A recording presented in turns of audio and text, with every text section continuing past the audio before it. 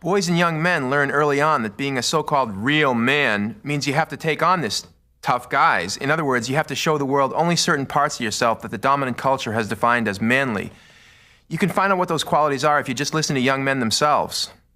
A real man is physical. Strong. Independent. He's powerful. Physical. Intimidating. Strong. Independent. In control. Rugged. Scares people.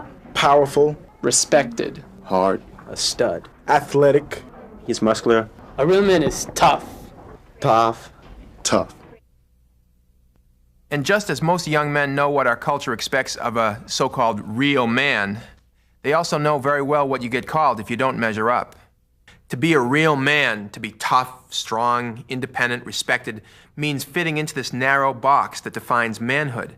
The terms that are the opposite of that, wuss, wimp, fag, sissy, are insults that are used to keep boys boxed in. So if you're a boy, it's pretty clear there's a lot of pressure on you to conform, to put up the act, to be just one of the guys. So the next question is, where do boys learn this? Obviously, they learn it in many different places. They learn from their families, their community. But one of the most important places they learn it is the powerful and pervasive media system, which provides a steady stream of images that define manhood as connected with dominance, power, and control.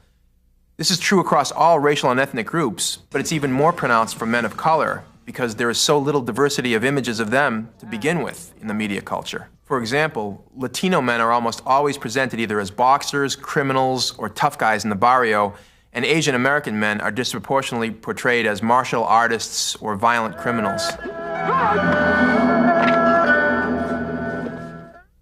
But transcending race, what the media do is help to construct violent masculinity as a cultural norm.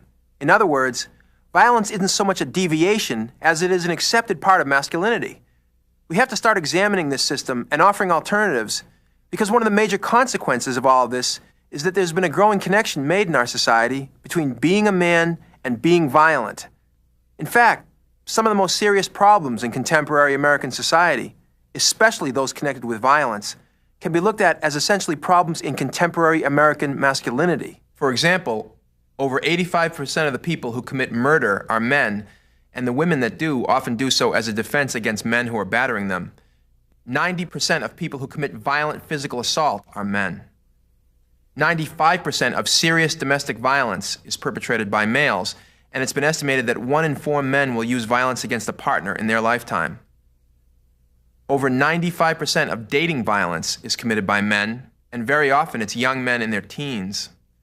Studies have found that men are responsible for between 85 and 95% of child sexual abuse, whether the victim is female or male. And 99.8% of people in prison convicted of rape are men. What this shows is that an awful lot of boys and men are inflicting an incredible level of pain and suffering, both on themselves and on others. And we know that much of the violence is cyclical, that many boys who are abused as children grow up and become perpetrators themselves. So calling attention to the way that masculinity is connected to these problems is not anti-male. It's just being honest about what's going on in boys' and men's lives. And while women have been at the forefront of change and trying to talk about these issues in the culture, it's not just women who will benefit if men's lives are transformed. In fact, while men commit a shameful level of violence against women in our society, statistically speaking, the major victims of men's violence are other males.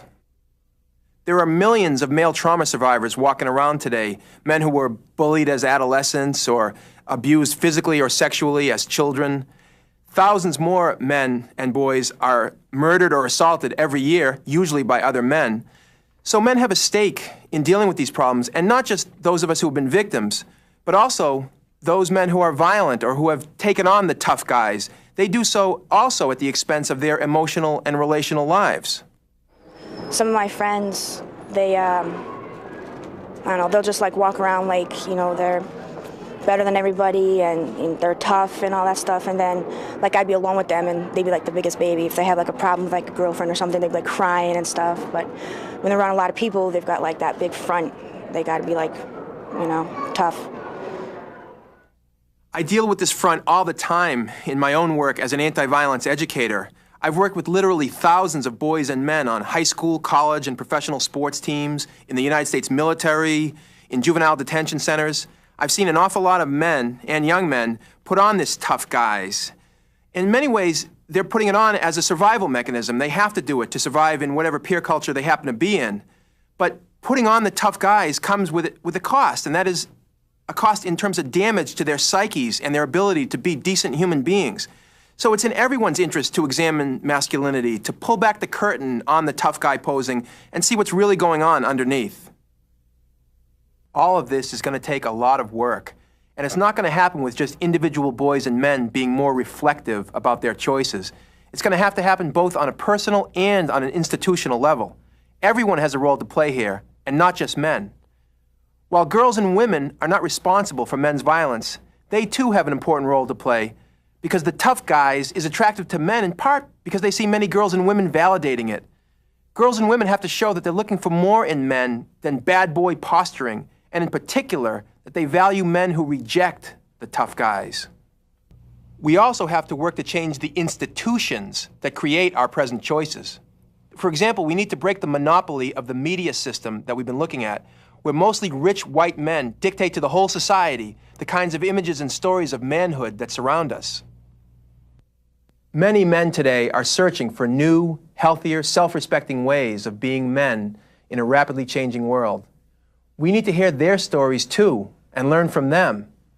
In different ways, all of us have to struggle for real cultural and structural changes in this society if we want our sons and their sons to have a chance of being better men.